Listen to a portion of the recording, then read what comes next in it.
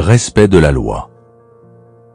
Au début du XVIIe siècle, l'astronome et mathématicien italien Galilée se trouvait dans une situation précaire.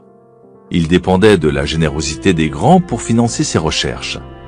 C'est pourquoi, comme tous les savants de la Renaissance, il dédiait parfois ses inventions et découvertes aux mécènes de son temps. C'est ainsi qu'il offrit au duc de Gonzague le compas de proportion, compas à usage militaire qu'il avait amélioré. Puis, 9 ans plus tard, c'est aux Médicis qu'il dédicaça le traité expliquant l'utilisation de ce compas. Les princes se souciaient peu de l'intérêt de la découverte, mais ils se montraient reconnaissants de l'attention, ce qui valait à Galilée, qui vivait de cours particuliers donnés aux membres de l'aristocratie, davantage de riches étudiants. Cependant, comme ces mécènes avaient l'habitude de le récompenser par des cadeaux et non par de l'argent, Galilée vivait dans une précarité constante. Il se dit alors qu'il devait exister un meilleur moyen. En 1610, Galilée découvrit les satellites de Jupiter. Au lieu de répartir l'honneur de cette découverte entre ses différents protecteurs, comme par le passé, donnant à l'un sa lunette astronomique, dédicaçant un livre à l'autre, etc., il décida de se concentrer exclusivement sur les Médicis pour la raison suivante. Peu de temps après avoir fondé la dynastie, Côme l'Ancien avait fait de Jupiter, le plus puissant des dieux, le symbole de la maison des Médicis. Symbole d'un pouvoir qui, bien au-delà de la politique et de la banque, les reliait à la Rome antique et à ses divinités. Galilée présenta donc sa découverte astronomique comme un événement cosmique célébrant la grandeur des Médicis. Les astres médicéens, les satellites de Jupiter, se seraient d'eux-mêmes offerts à son télescope au moment où Côme II ceignait la couronne ducale, annonça-t-il. Le nombre des satellites, 4, correspondait aux 4 Médicis. Côme II avait 3 frères. Et les satellites tournaient autour de Jupiter comme ses 4 fils autour de Côme l'Ancien, le fondateur de la dynastie. Plus qu'une coïncidence, c'était la preuve apportée par les cieux eux-mêmes de la céleste ascendance des Médicis. Après leur avoir dédié sa découverte, Galilée fit exécuter un tableau représentant Jupiter assis sur un nuage avec 4 étoiles en cercle autour de lui et présenta cette œuvre à Côme II. Résultat, Côme II fit aussitôt de Galilée le philosophe et mathématicien officiel de sa cour avec un plein salaire. Pour un savant, c'était une jolie réussite. Le temps où il devait quémander auprès de mécènes était révolu. Interprétation. Sa nouvelle stratégie avait valu à Galilée plus que toutes les années passées à la merci de ses mécènes. La raison en est simple. Tous les maîtres veulent paraître les plus brillants. Peu leur importe vérité et invention scientifique. Seul compte pour eux leur propre renom et leur propre gloire. Galilée flattait infiniment plus les Médicis en liant leur nom aux forces cosmiques qu'en faisant d'eux les patrons de quelques nouvelles découvertes de la science. Les savants ne sont pas épargnés par les caprices des mécènes et les vicissitudes de la vie à la cour. Ils ne sont que des courtisans parmi d'autres, gravitant autour de ceux qui tiennent les cordons de la bourse. Et la puissance de leur intellect peut créer chez leur maître un malaise, l'impression de n'être là que comme bailleur de fonds. Un rôle obscur et sans prestige. Or, celui qui permet la réalisation d'un grand projet se voudrait créatif et puissant, plus important que le résultat obtenu en son nom. Au lieu d'une impression de malaise, il faut lui donner la gloire. Galilée, lui, n'a pas défié l'autorité intellectuelle des Médicis avec sa découverte. En aucune façon, ils ne se sont sentis inférieurs. En les comparant littéralement aux étoiles, il les a fait briller au-dessus des autres cours d'Italie. Loin de surpasser le maître, il a fait en sorte que le maître surpasse tout le monde. Les clés du pouvoir. Il n'est personne qui, à un moment ou à un autre, n'éprouve la fragilité de son prestige. Quand vous dévoilez au monde vos talents, vous suscitez naturellement envie, ressentiment et autres sentiments inavouables. Il faut vous y attendre. Vous ne pouvez évidemment passer votre vie à vous soucier de la mesquinerie des autres. Cependant, avec ceux qui sont au-dessus de vous, montrez-vous avisé. Dans les sphères du pouvoir, surpasser le maître est peut-être la pire erreur qui soit. N'allez pas croire que la vie a changé depuis l'époque des Médicis et celle de Louis XIV. Ceux qui atteignent les sommets sont comme les rois et les reines.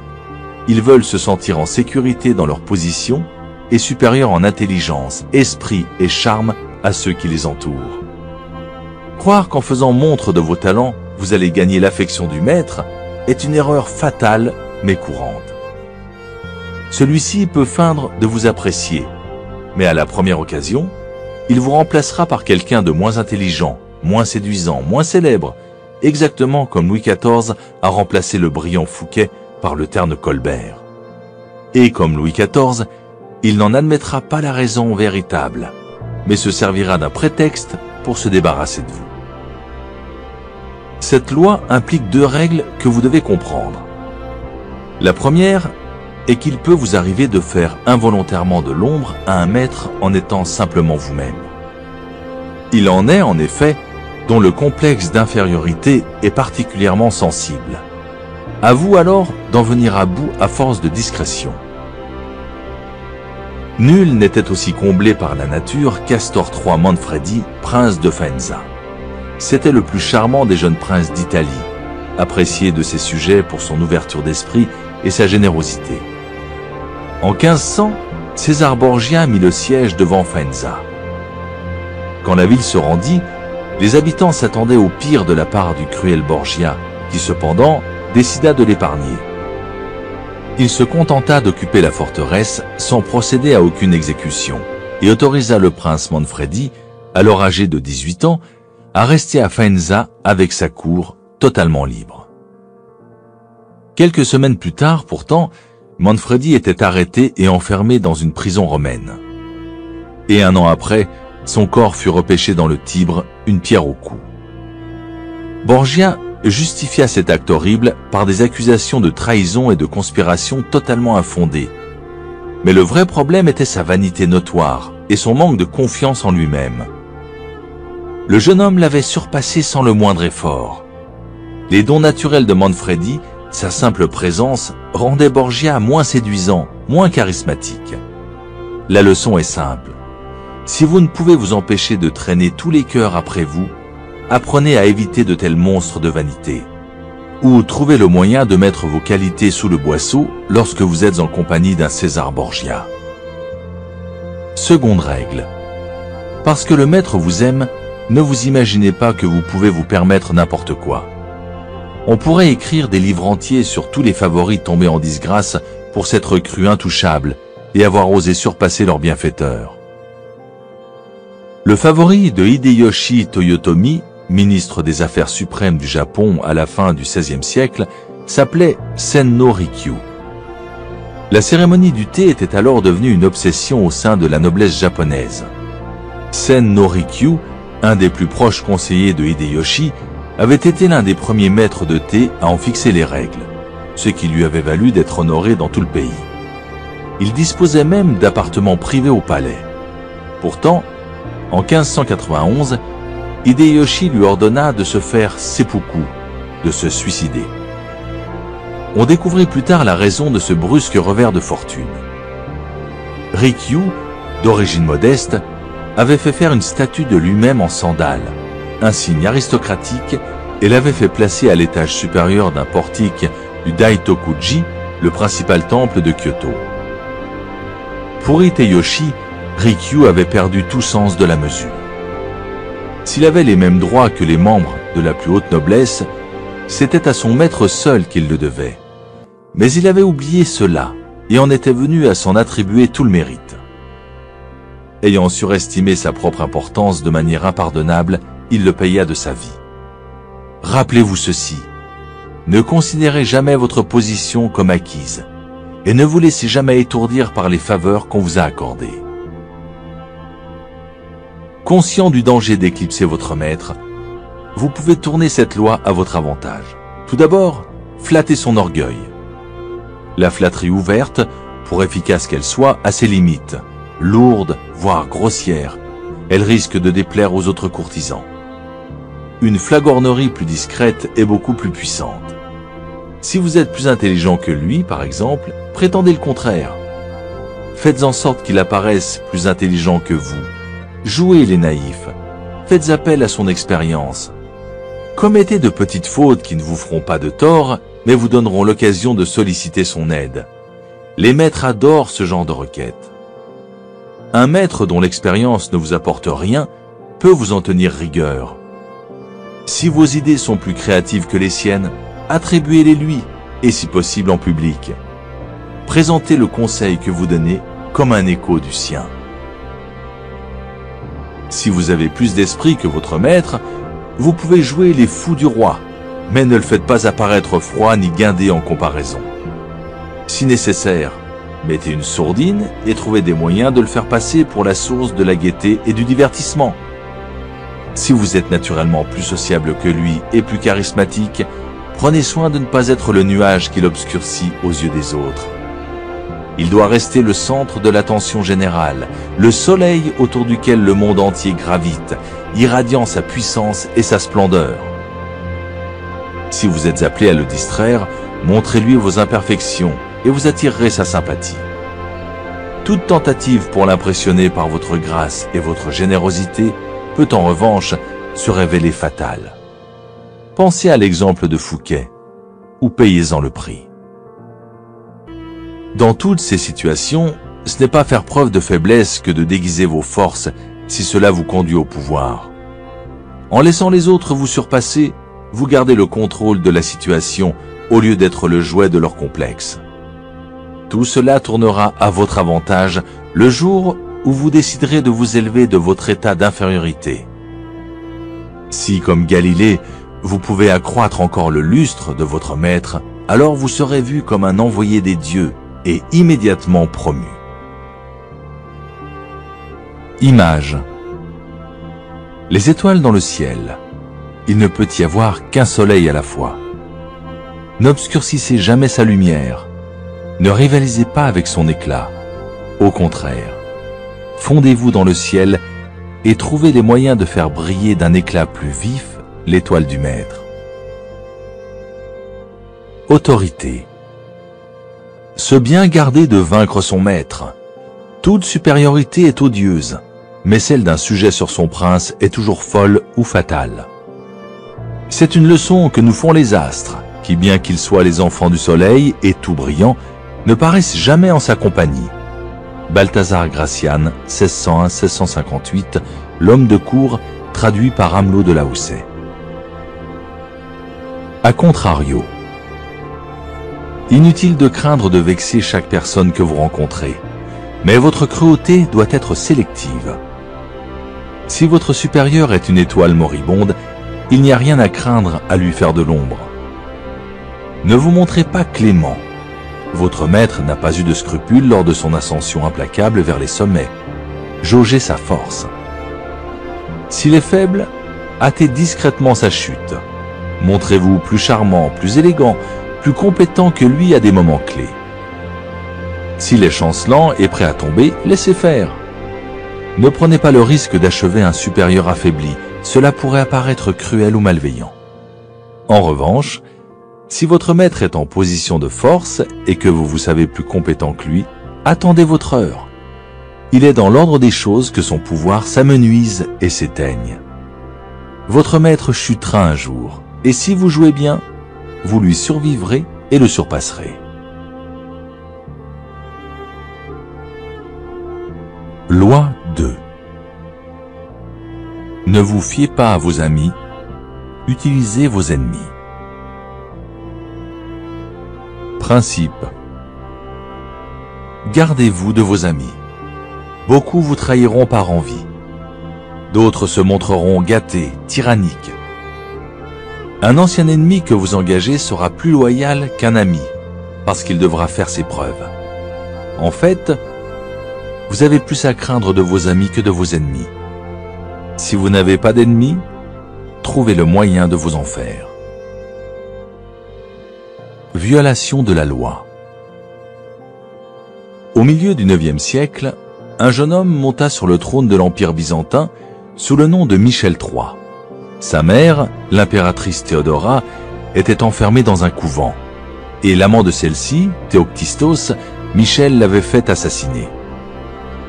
La conspiration réunie pour déposer Théodora et couronner Michel comptait un oncle de Michel, Bardas, un homme intelligent et ambitieux. Michel, alors jeune et inexpérimenté, était entouré d'intrigants, de criminels et de débauchés. En cette période troublée, il avait besoin d'un conseiller de confiance. Il choisit son favori, Basile. Celui-ci n'avait l'expérience ni des affaires politiques, ni du gouvernement. C'était le chef des écuries impériales. Mais il lui avait prouvé plus d'une fois sa gratitude et son affection. Ils s'étaient rencontrés des années plus tôt, un jour où Michel faisait le tour des écuries. Un étalon encore indompté s'était détaché, et Basile, alors obscur jeune palefrenier venu de Macédoine, avait sauvé la vie du prince.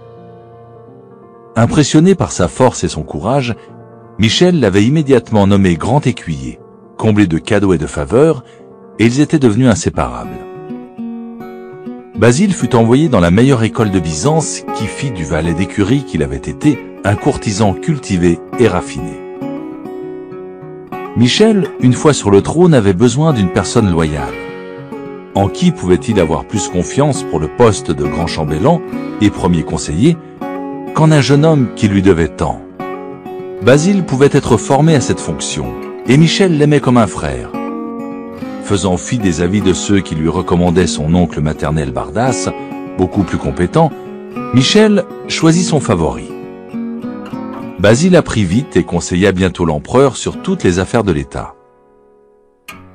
Le seul problème était l'argent. Basile n'en avait jamais assez. Au contact de la splendide cour byzantine, il devenait de plus en plus cupide et avide des avantages du pouvoir.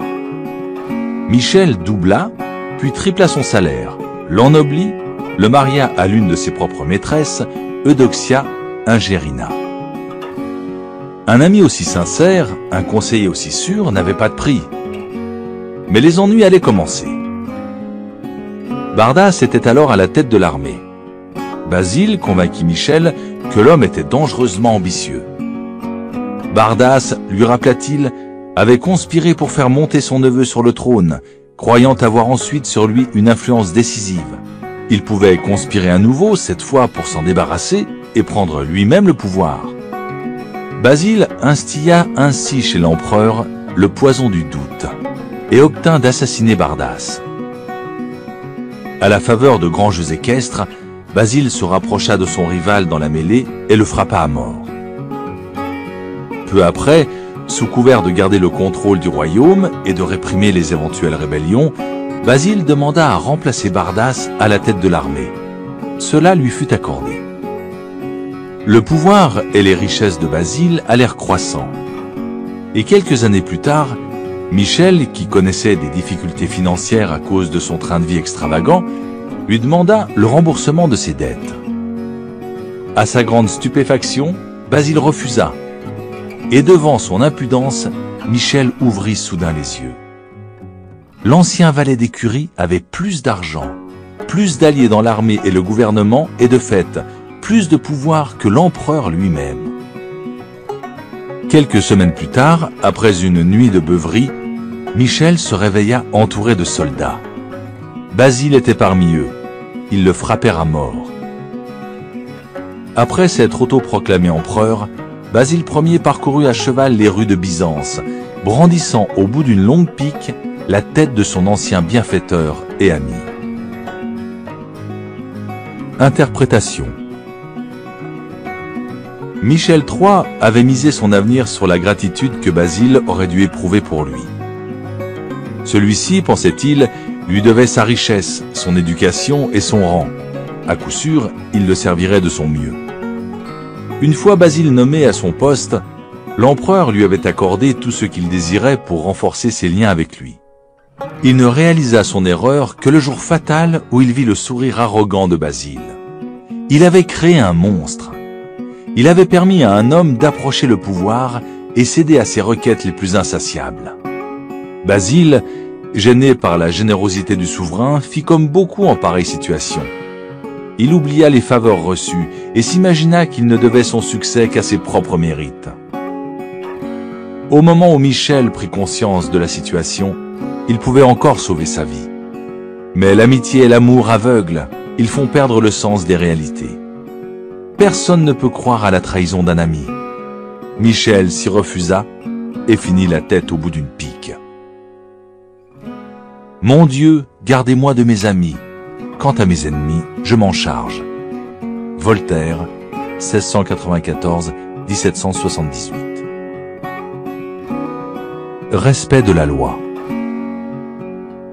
Après la chute de la dynastie des Han, 222 après Jésus-Christ, la Chine connut des siècles de coups d'État, de violence et de sang. Dès qu'un empereur faiblissait, les militaires complotaient pour le tuer et mettaient à sa place sur le trône du dragon leur plus puissant général. Celui-ci s'autoproclamait empereur, inaugurant une nouvelle dynastie, puis pour assurer sa survie faisait exécuter les autres généraux. Quelques années plus tard, le même scénario se reproduisait. De nouveaux généraux assassinaient l'empereur et ses fils. Le monarque était un homme seul, entouré d'ennemis. De tout l'Empire, il était l'homme le plus dénué de pouvoir et dont la situation était la plus précaire.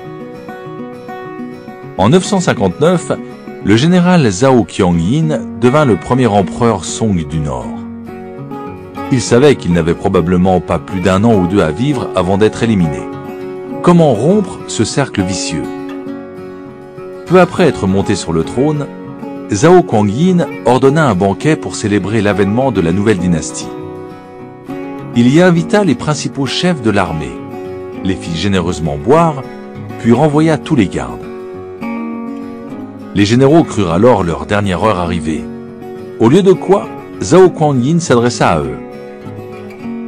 « Je passe mes jours dans la crainte et ne suis tranquille ni à table ni au lit. Lequel d'entre vous ne rêve de monter à son tour sur le trône? Je ne mets pas en doute votre loyalisme, mais si par hasard, vos subordonnés avides de richesse et d'honneur vous obligeaient à endosser l'habit jaune, comment pourriez-vous refuser? »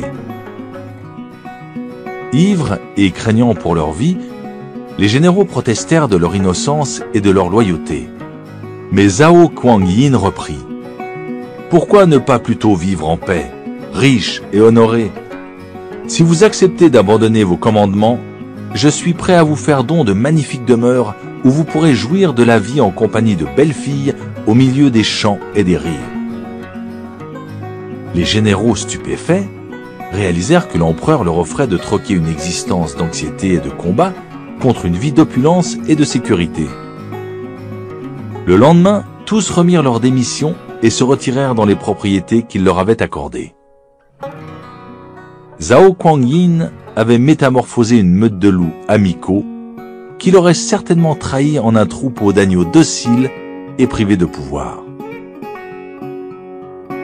Les années qui suivirent, Zhao Qianyin continua ses campagnes pour consolider son pouvoir. En 971, Liu, le roi des Han du Sud, fut forcé de se soumettre après des années de rébellion. À son grand étonnement, l'empereur lui donna un rang à la cour et l'invita au palais impérial pour sceller leur nouvelle amitié avec du vin.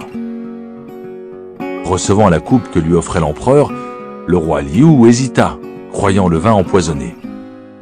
« Les crimes de votre misérable sujet méritent certainement la mort, » s'écria-t-il. « Cependant, je supplie votre majesté d'épargner sa vie, je n'ose goûter de ce vin. » Zhao Qianyin rit, lui prit la coupe des mains et but. De ce moment, Liu devint son ami le plus loyal et le plus fidèle. À cette époque, la Chine était divisée en de nombreux petits royaumes. Qianshu, l'un de ses roitelets, finit par être vaincu. Les ministres conseillèrent aussitôt à l'empereur de faire enfermer ce rebelle. Ils avaient des preuves qu'il était encore en train de comploter sa mort. Cependant, quand Qianshu vint lui rendre hommage, Zhao Qianyin, au lieu de le mettre au secret, le combla d'honneur. Il lui remit aussi un pli en lui disant de l'ouvrir lorsqu'il serait parti. Qianshu décacheta le paquet en chemin et vit qu'il contenait les preuves écrites de sa conspiration.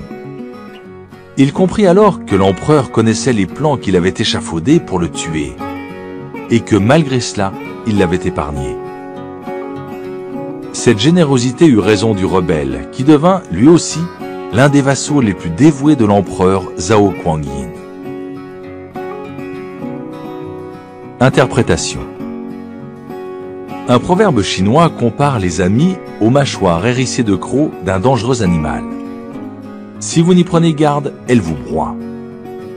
En montant sur le trône, Zhao Guangyin savait quelle mâchoire allait se refermer sur lui. Ses amis de l'armée s'apprêtaient à le dévorer. Et si par hasard il survivait, ses amis du gouvernement ne feraient de lui qu'une bouchée. Zhao Guangyin ne voulait pas de ces amis-là. Il s'en débarrassa par un don splendide. Mieux valait les mettre ainsi hors d'état de nuire que les tuer, car cela aurait eu pour résultat de soulever d'autres généraux assoiffés de vengeance. Quant au ministre ami, Zhao Guangyin n'en voulait pas non plus. Il aurait été condamné à leur faire boire sa fameuse coupe de vin empoisonné. Au lieu de faire confiance à ses amis, l'empereur utilisa ses ennemis, l'un après l'autre, les transformant en loyaux sujets. Un ami s'attend à obtenir toujours plus de faveurs et se consume de jalousie. Les anciens ennemis de Zhao Guangyin, eux, n'attendaient rien, et tout leur fut donné. Un homme à qui l'on épargne brusquement la guillotine est si éperdument reconnaissant qu'il ira jusqu'au bout du monde pour celui qui lui a pardonné. C'est ainsi que les anciens ennemis de l'empereur devinrent ses amis les plus sincères. Après quoi, une fois rompue la chaîne immuable de violence et de guerre civile, la dynastie Song dirigea paisiblement la Chine pendant plus de 300 ans. Dans un discours que fit Abraham Lincoln en pleine guerre civile, il faisait référence aux sudistes comme à des êtres humains dans l'erreur. Une vieille dame lui reprocha de ne pas les désigner comme des ennemis irréductibles que l'on doit détruire. « Pourquoi, madame, répliqua Lincoln, détruire mes ennemis, quand je peux faire d'eux mes amis ?» Les clés du pouvoir. Il est naturel de vouloir employer ses amis lorsqu'on a besoin d'appui. Le monde est dur et leur amitié peut l'adoucir. Par ailleurs, on les connaît. Pourquoi s'en remettre à un étranger quand on a un ami sous la main? Le problème est que l'on ne connaît pas ses amis aussi bien que l'on croit. Souvent, ils acquiescent à vos propos pour éviter une discussion. Ils ne relèvent pas vos travers pour ne pas se porter préjudice. Ils rient plus fort que d'autres à chacun de vos bons mots. Puisque l'honnêteté renforce rarement l'amitié, il se peut que vous ignoriez leurs vrais sentiments.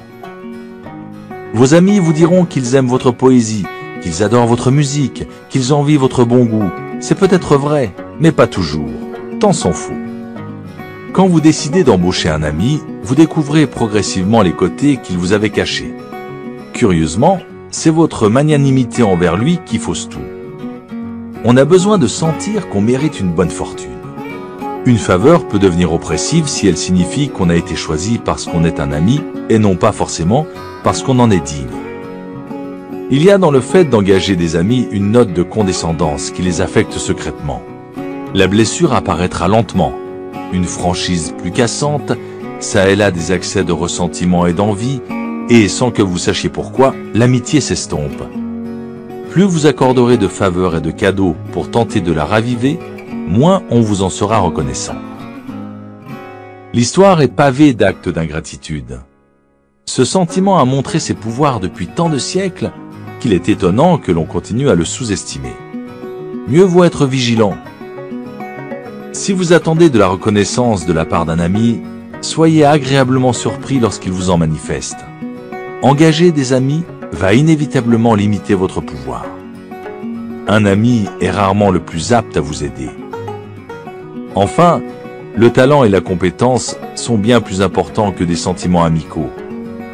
Michel III, par exemple, avait l'homme qu'il lui fallait à ses côtés, celui qui l'aurait guidé et gardé vivant. Cet homme était Bardas. Toutes les situations professionnelles nécessitent une sorte de distance entre les personnes. Vous êtes là pour travailler, non pour vous faire des amis. La gentillesse, vraie ou fausse, ne peut occulter ce fait. La clé du pouvoir consiste à juger qui est le plus apte à servir vos intérêts dans chaque situation. Gardez vos amis pour l'amitié, pour le travail, choisissez-vous des partenaires talentueux. D'autre part, vos ennemis sont une mine d'or inutilisée que vous devez apprendre à exploiter. Quand Talleyrand, ministre des Affaires étrangères de Napoléon, décida en 1807 que son maître était en train de conduire la France au désastre et qu'il était temps de se retourner contre lui, il comprit les dangers d'une conspiration contre l'empereur. Il avait besoin d'un partenaire, d'un complice. À qui pouvait-il faire confiance pour un tel projet? Il choisit son pire ennemi, Joseph Fouché, chef de la police secrète, qui avait même essayé de le faire assassiner. Il savait que la haine qu'ils éprouvaient l'un pour l'autre pouvait susciter une réconciliation émouvante. Il savait que Fouché, n'attendant rien de lui, travaillerait à prouver qu'il était digne de son choix. Et un individu qui a quelque chose à prouver est capable de déplacer des montagnes. Enfin, il savait que sa relation avec Fouché, sans aucune contamination affective, ne serait fondée que sur la satisfaction réciproque de leurs intérêts personnels. Le choix était parfait. Bien que les conspirateurs aient échoué à détrôner Napoléon, l'union improbable de deux partenaires aussi puissants généra beaucoup d'intérêt pour leur cause, et l'opposition à l'empereur commença lentement à prendre corps. De plus, Talleyrand et Fouché entretinrent désormais une relation professionnelle fructueuse. Ainsi, chaque fois que cela est possible, enterrez la hache de guerre avec un adversaire et efforcez-vous de le mettre à votre service. Comme le disait Lincoln, vous le détruirez comme ennemi en faisant de lui un ami. En 1970, pendant la guerre du Vietnam, Henry Kissinger fut la cible d'une tentative d'enlèvement qui échoua. La conspiration impliquait entre autres deux célèbres prêtres pacifistes, les frères Berrigan, 4 autres prêtres catholiques et 4 religieuses.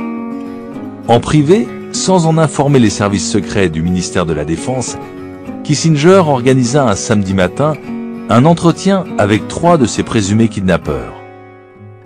Expliquant à ses invités que la plupart des soldats américains quitteraient le Vietnam dans le courant de l'année 1972, il les retourna complètement en sa faveur. Ils lui remirent des badges marqués « Kidnap Kissinger » et l'un d'entre eux resta son ami durant de longues années, lui rendant visite en plusieurs occasions. Ce n'était pas un stratagème totalement improvisé. Kissinger avait l'habitude de travailler avec ses opposants. Ses collègues disaient qu'il semblait mieux s'entendre avec ses ennemis qu'avec ses amis. Sans adversaire autour de nous, nous devenons paresseux. Un ennemi à nos trousses aiguise notre esprit, maintient notre vigilance. Gardez-vous donc quelques ennemis plutôt que de les transformer tous en alliés. Pour Mao Zedong, le conflit fut crucial dans son approche du pouvoir. En 1937, les Japonais envahirent la Chine, mettant fin à la guerre civile qui faisait rage entre les communistes de Mao et leurs ennemis nationalistes. Craignant que les Japonais ne les écrasent complètement, certains chefs communistes préconisèrent de laisser les nationalistes affronter seuls les Japonais. Pendant ce temps, les communistes en profiteraient pour reconstituer leurs forces. Mao n'était pas de cet avis. D'après lui, les Japonais n'avaient pas la capacité de vaincre et d'occuper longtemps un pays aussi vaste que la Chine. Une fois les Japonais partis, les communistes interrompus plusieurs années dans leur lutte contre les nationalistes auraient perdu la main et seraient mal préparés à la reprendre. Se battre contre un formidable ennemi comme les Japonais serait en revanche un parfait entraînement pour l'armée communiste hétéroclite. Le plan de Mao fut adopté et ce fut un succès. Lorsque les Japonais se retirèrent, les communistes avaient acquis une expérience du combat qui leur permit de triompher des nationalistes. Des années plus tard, un militaire japonais voulut formuler des excuses pour l'invasion de la Chine par son pays. Mao l'interrompit. « Ne devrais-je pas plutôt vous remercier ?» Sans un opposant de valeur, expliqua-t-il, ni un homme ni un groupe ne peuvent s'aguerrir et devenir plus forts. La stratégie du conflit permanent adoptée par Mao comporte plusieurs composantes clés.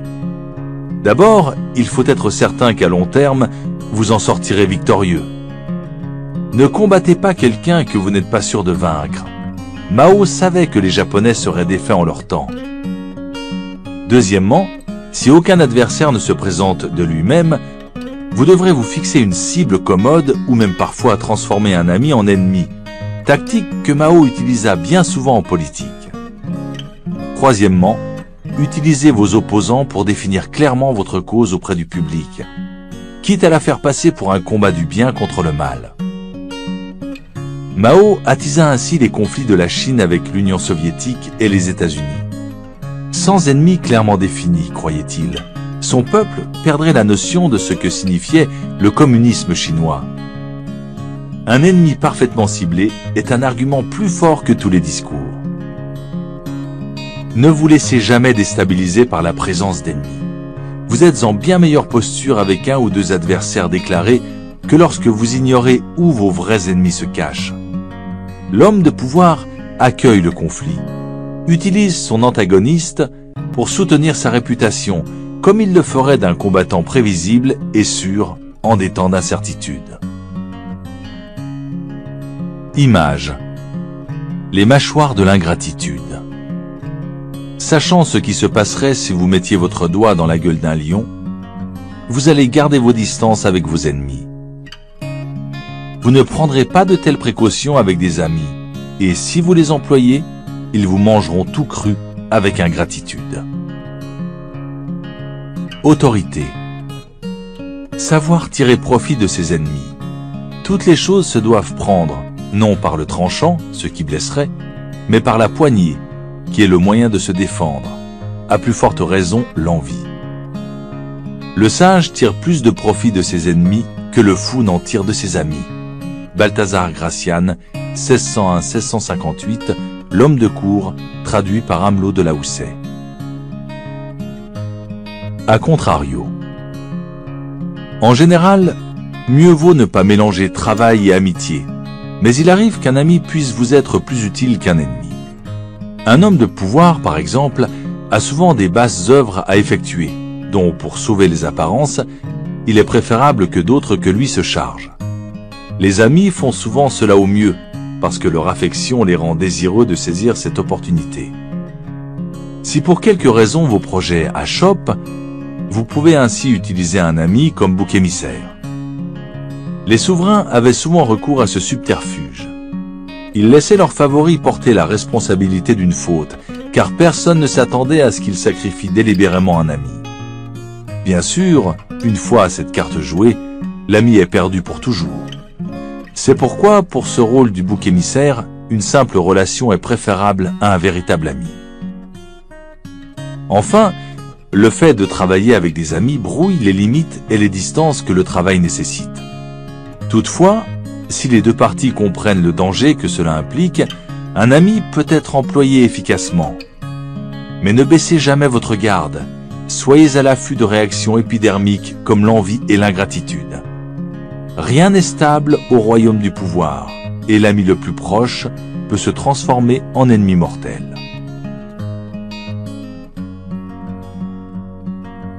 Les amis font plus de mal que les ennemis, parce qu'on ne s'en méfie point. Démonax, philosophe grec, environ 70-170 après Jésus-Christ. Toutes les fois que je donne une place vacante, je fais un ingrat et 100 mécontents. Louis XIV, 1638-1715.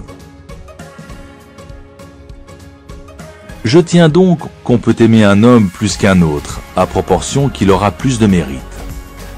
Mais qu'il est périlleux de prendre une telle confiance en quelqu'un sous cette apparence d'amitié, que par la découverte de nos secrets, nous nous exposions à un long repentir. Baldassare Castiglione, 1478-1529, le parfait courtisan et la dame de cour. Le serpent, le villageois et le héron. Un serpent, poursuivi par des chasseurs, supplia un villageois de lui sauver la vie. Pour le cacher, le villageois s'accroupit et laissa le serpent entrer dans son ventre. Mais quand le danger fut passé et que le villageois demanda au serpent de sortir, ce dernier refusa. Il était en sécurité à l'intérieur. En rentrant chez lui, le villageois vit un héron et lui murmura son histoire. Le héron lui dit alors de s'accroupir et de forcer pour faire sortir le serpent. Quand le serpent sortit furtivement la tête, le héron l'attrapa, le tira et le tua.